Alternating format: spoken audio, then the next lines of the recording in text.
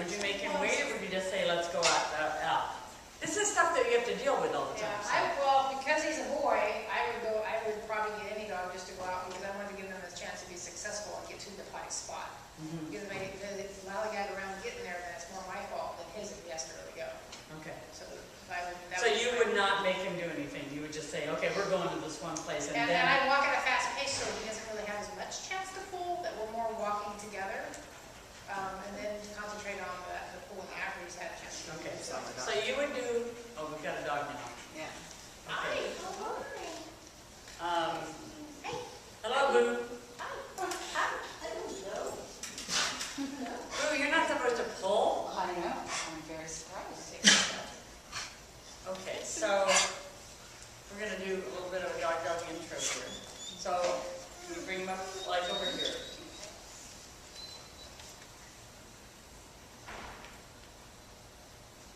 Boo is going to do a lot of sniffling on the ground. So he's got his tail, here's his tail, nice and low, right? Not too close to the food, because Boo likes food too. And I had my hand up. Oh, that's nice. I don't notice him.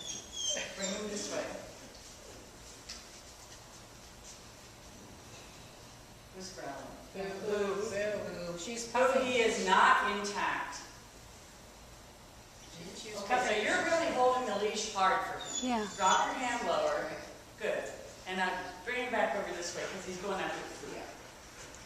So, see what I'm doing here? See how low my hand is? If you hold your hand like this, you actually kind of are more likely to get a bad thing from the dog. Oh yeah, okay, now.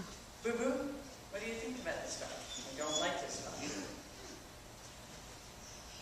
She's not good. Who is doing it? She is. That one. Boo It was a boy. It was is puffing and yeah. What?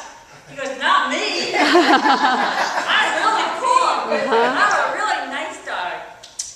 Come on. not over there.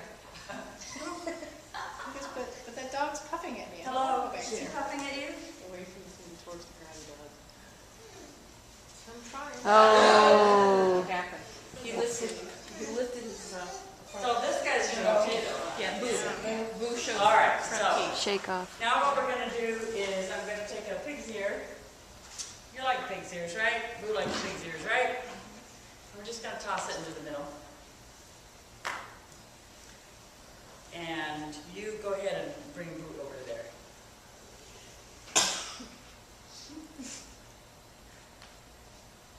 Is Boo someone's dog? Trisha's. Oh. He's going, I'm not supposed to get that. Bring him over. He's also good. Okay, give it to Boo. No, just hold him and get around the other side so people can see. Okay. Boo goes, no, I don't want you to.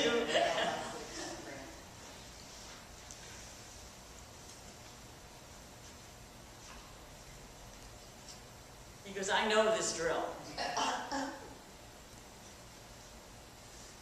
Okay, now walk him past. This is a very powerful dog. I mean, he's just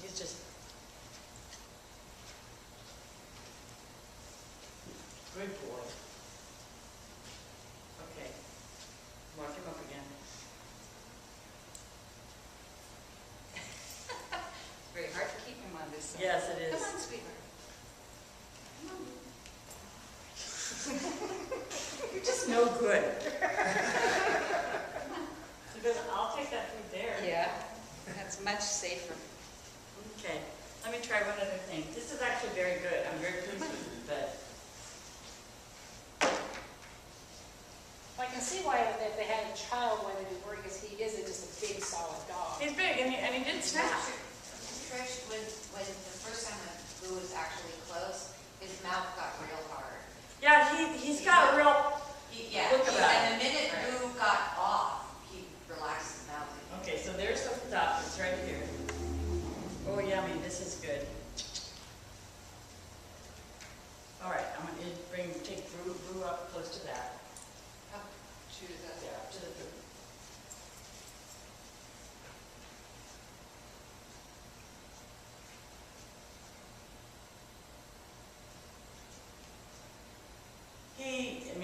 much. He's so much. When I first was working with him, any dog that would near any food, he would get.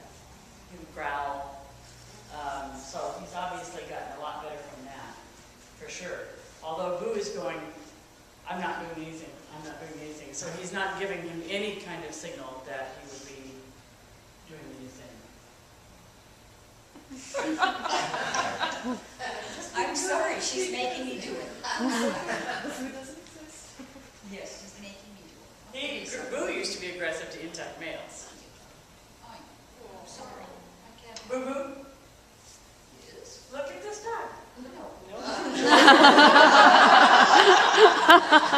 You're just pitiful.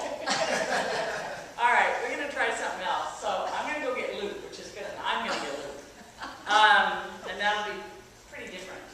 And I'm not going to have a meat because obviously Luke can't do it. This is a very different kettle of fish here.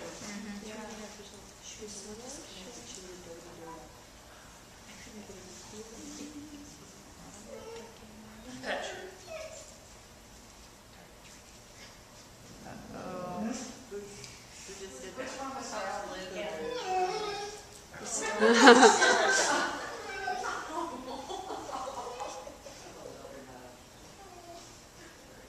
He still wants to play. Yeah. He really does. He still wants to play. Let's try the, I'm not going to go much further with this, but let's try the pigs there in the middle again. Did you want this? It's a dancing dog.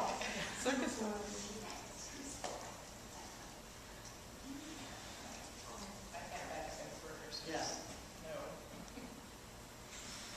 Okay, bring him over now.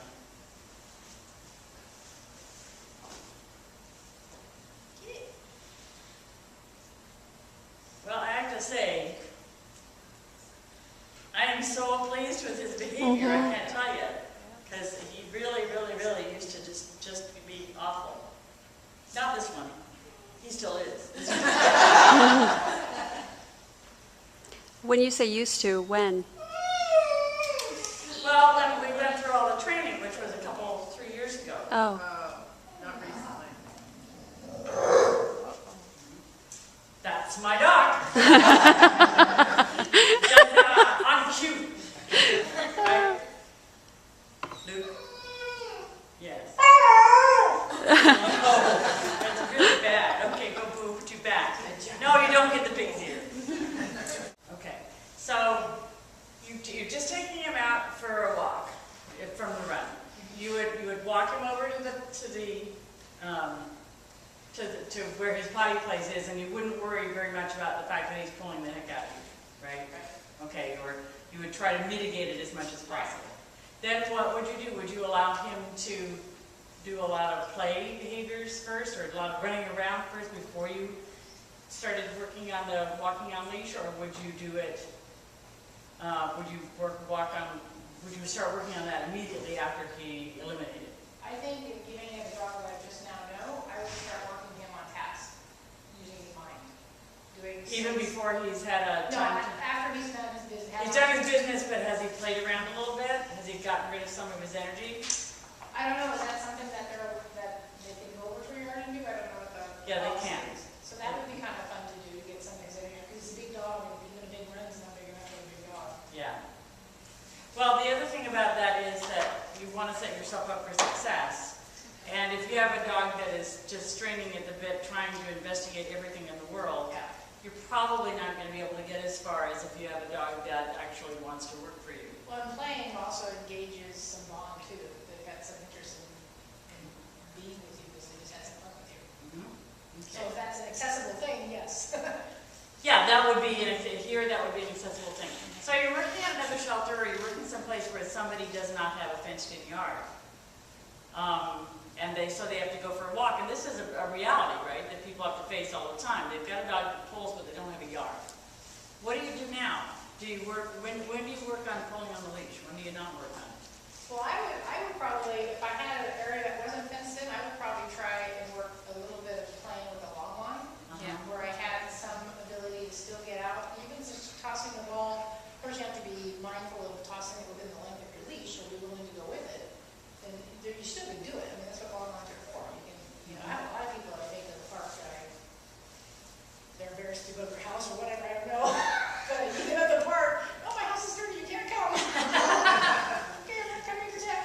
But, You need to take pictures of your own house. This is my house, don't worry about it. so I understand, but I use them online for that purpose, and try and meet earlier in the day when it's not as busy, when it's the first meeting, and trying to get them, the best circumstance you can, and then start working on stuff. Okay. Those are all really good. Would you ever use a flexi leash for that exercise? I hate those, And you hate them because? because I don't think they're very, I don't think potentially they can be as strong as a solid leash is. And the fact that I were to drop it, and it would chase, I have a fearful dog at home, and I know how much work it takes to fix a fearful dog. And to let that thing go and have it chase up his butt and keep chasing him as he's running away from it, it's not worth it. Okay. Totally not worth it. Anybody here use a flexi leash? And you like it? I've got a real soft dog, Uh-huh. so for me it works fine, but I wouldn't. It's very interesting, because when you said how much you don't like flexi leashes, the next time I took my dog out into like a Petco or something, I used a regular leather leash. Big difference. She was right with me the whole time instead of the old snoot. And so I thought that was kind of interesting, even though I never had to worry about her before. But I think. So you found that her obedience to you was better, her attending? Well, not obedience, just that she paid more attention to you? She just wanted to stay closer to me because she really couldn't. She didn't have the access to roam. But I've got a soft dog, so but I could see where you would want to use a regular leather leash and not a flexi for most other dogs. Okay. Yeah, I like leather leashes. All right, what else would anybody else do if they were working with this dog who pulls like crazy, but he's got other good things? Kim? 2 games that I play is red light, green light. So after the dog goes out and goes to the bathroom, I like the long lead idea to get some exuberance out, but then I always work with a 6-foot. And then I try to make a goal that maybe I want to make it from here to the wall, and I do stop, go when the dog pulls. I just stand and do that, kind of red light, green light all the way. But then I also do a thing where if the dog's been walking really well, I say, go sniff, so that they know they have the freedom. So it's kind of like the sniff's the reward. And it is the sniff's the reward. And then I have them come back and use heel. But I like to do like what I call a sniff walk, a joy walk, and a heel walk, so that the dog gets all 3 on a walk. And then I think they do better all the way around. A sniff walk, a joy walk, and a heel walk, all on the same walk? Yeah, just do a period, just so the dog gets variety, and What's a also joy they get walk? to work on different things. I think they stimulate mental. What's a joy walk? A joy, well, a dog likes to sniff, but a joyous walk, a sniffing is like I'm going to sniff this piece of grass, this piece of grass. Sometimes I think dogs like to look, so I follow the dog. If he's not getting into trouble and he wants to go down this path, I let him go down this path. But then when it's healing with me, it's my route. I guess, Your what's the difference between a sniff walk and a joy walk is what I meant. Sniff walk would Sniff is be, like the a sniff is the reward. Reward. The dog does something for you and you say, okay, go sniff. Mm-hmm. But then you bring him back into the heel, and then he does really well, and then say, go sniff. It's a really nice reward. I've used sniff rewards for a lot. I used to use it for Strider for letting someone pet him. They pet you, you get a sniff. Okay, so what else would anybody do? You've got this dog who pulls like crazy, who works in a shoe, who lives in a shelter. The other thing that's really bad in a shelter is that the people who take the dog out, most of the time just grab the dog, take the dog out, and let them do anything they want to do. And so the dog is not used to having to attend to people. They're used to just being dragged from place to place. They're dragging the handler from place to place. And the reason they do that is because the handler lets them, right? So you've got all these pet pals doing this, thinking they're doing their dog a good service, and then you have somebody like you coming in trying to train the dog. What might you do with something like that? Find it. You can play find it. You can certainly play find it. I would suggest that you use your own leash and your own piece of equipment. So if you tend to like to use sensation harnesses, maybe have one that you fit on or a different kind of a piece of equipment.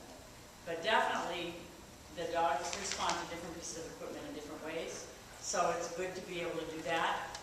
And the other thing that I think is good, I mean, given that this is the dog we're working with and not some of the other dogs that we have to work with,